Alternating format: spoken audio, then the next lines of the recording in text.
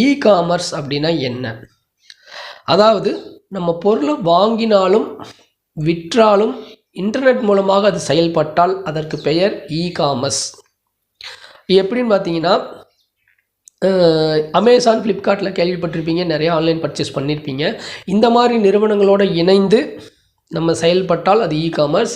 இன்னும் நிறையா வெப்சைட்ஸ் வந்து இருக்குது, நிறையா போர்ட்டல் இருக்குது. அவங்கக்கிட்ட நம்ம பொருளை வாங்கினாலோ இல்லை அவங்க மூலமாக நம்ம தயாரித்த பொருளை விற்றாலோ அது வந்து ஒரு இ-காமர்ஸ் பிஸ்னஸ்ன்னு சொல்கிறாங்க. இதை வந்து நம்ம விரிவாக தமிழ்லேயே ஃபுல்லாக டீட்டெயிலாக நான் உங்களுக்கு ஷேர் பண்ண போகிறேன். இ-காமர்ஸ் வந்து ஆன்லைன் பிஸ்னஸ், நம்ம சிம்பிளாக சொன்னோம். இந்தியா வந்து பார்த்திங்கன்னா மிகப்பெரிய சந்தை என்பது நம்ம வேர்ல்டு லெவலில் எல்லாருக்குமே தெரியும்.